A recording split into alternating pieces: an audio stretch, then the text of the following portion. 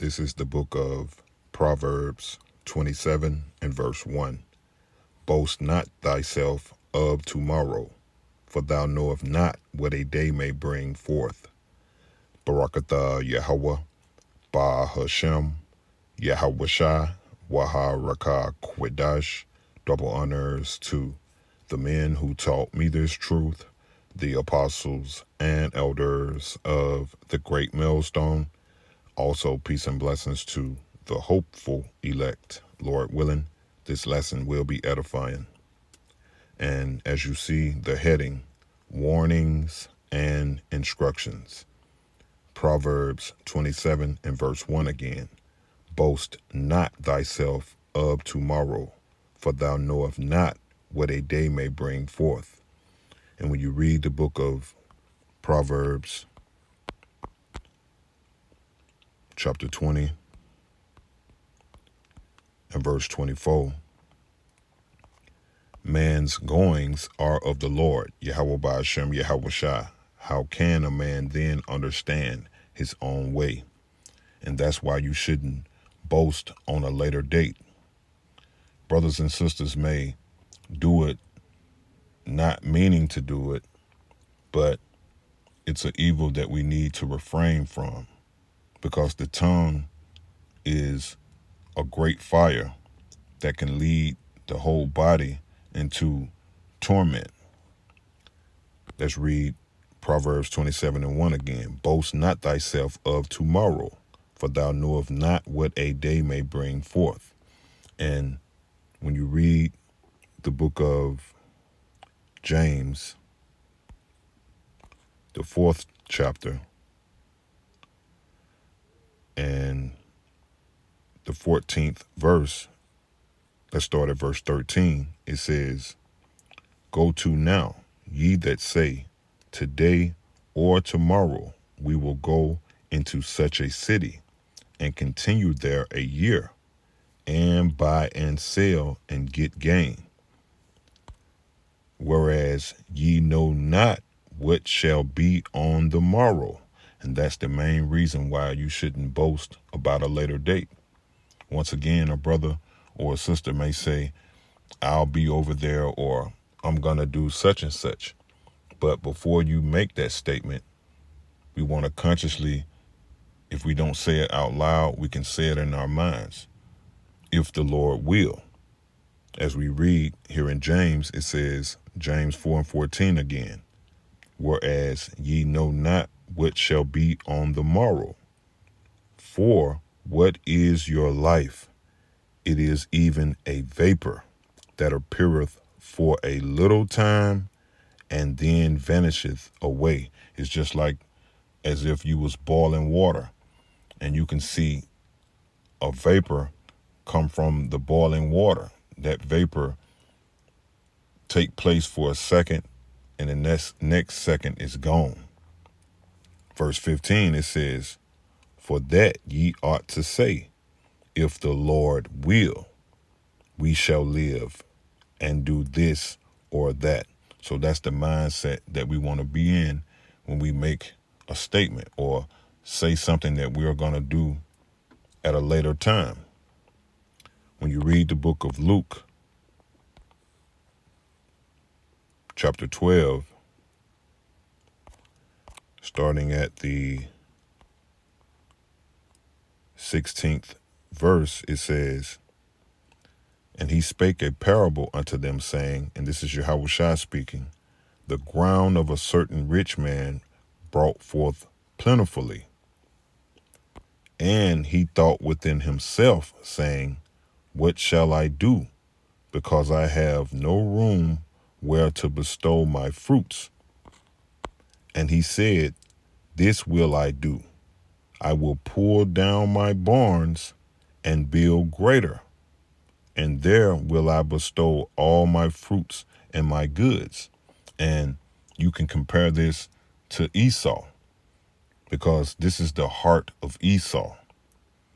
When you look at a schedule of a NBA game, or if you look at the schedule of a NFL game, or if you just look at your calendar on your phone, the calendar goes into infinity, meaning it stretches forth decades and decades ahead of the time that you're in or that present moment. That's Esau preparing for something that he can't control, which is the future.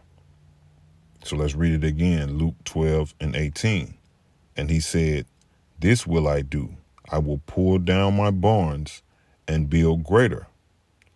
And there will I bestow all my fruits and my goods. And I will say to my soul," and this where the sin come in. It says, "And I will say to my soul, soul, thou hast much goods laid up for many years." So this is the mindset of Esau. This parable that Yahushua put forth can be compared to Esau, or the heart of Esau, or the mind of Esau. "And I will say to my soul, soul, thou hast much goods laid up for many years.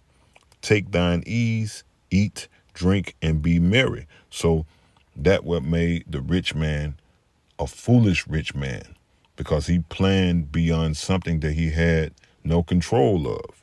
When he said many years, okay, verse 20, it says, "But the Most High said unto him, Thou fool, this night thy soul shall be required of thee." Remember when we read Proverbs 20 and 24, man's goings are of the Lord. Okay, it says, "But the Most High said unto him, Thou fool, this night thy soul shall be required of thee. Then who shall these things be which thou hast provided?"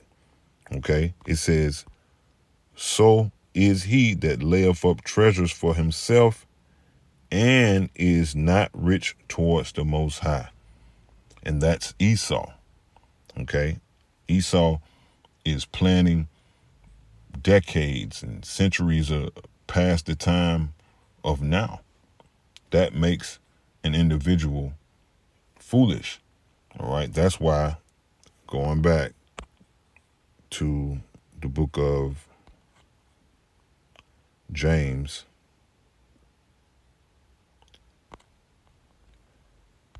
chapter 4 and verse 15. Let's read 14 again. It says, "Whereas ye know not what shall be on the morrow."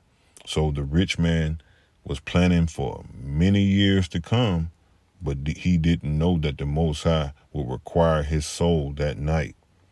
It says, "For what is life? It is even a vapor that appeareth for a little time and then vanisheth away. For that ye ought to say," so this is what we should say if we're speaking upon a later date. "For that ye ought to say, if the Lord will, we shall live and do this or that. But now ye rejoice in your boasting. All such rejoicing is evil." It says, "Therefore, to him that knoweth to do good and doeth it not, to him it is sin."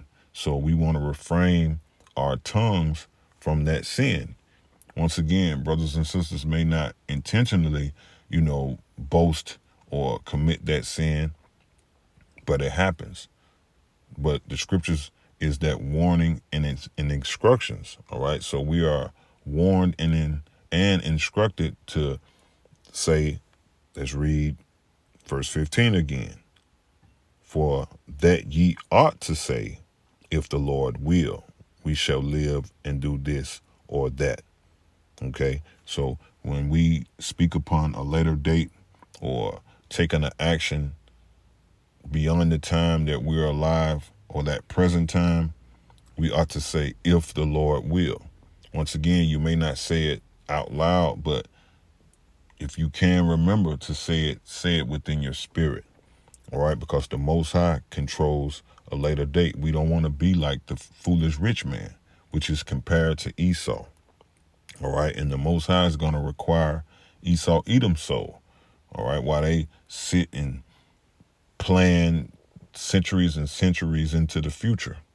It's not going to take place. All right, the scripture speaks about that tongue being that fire.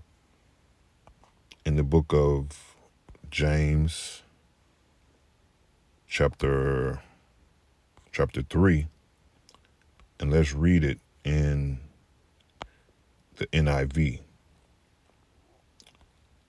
James 3:1 in the NIV, it says, "Not many of you should become teachers." It says, "My fellow believers, because you know that we who teach will be judged more strictly."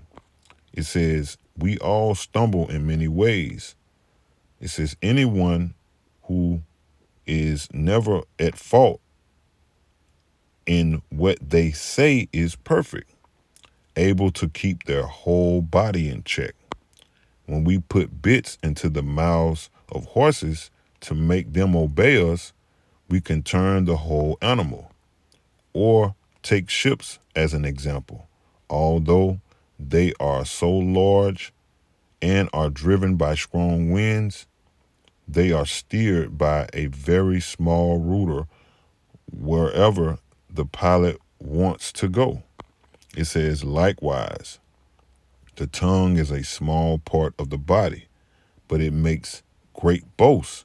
Consider what a great forest is set on fire by a small spark. The tongue also is a fire, a world of evil among the parts of the body. It corrupts the whole body, sets the whole course of one's life on fire, and is itself set on fire by hell." It says, "All kinds of animals, birds, reptiles, and sea creatures are being tamed and have been tamed by mankind, but no human being can tame the tongue. It is a restless evil full of deadly poison." All right. So once we've been enlightened on this, all right, and warned on this, we want to take action. Once again, what's that action? James 4 and verse 15. "For that ye ought to say, if the Lord will, we shall live and do this or that. But now ye rejoice in your boasting. All such rejoicing is evil." All right. So we want to refrain ourselves from that evil, Lord willing. All right. Once again, brothers and sisters may not do it on purpose, but it happens. So we want to just try our best, Lord willing, to refrain from that evil.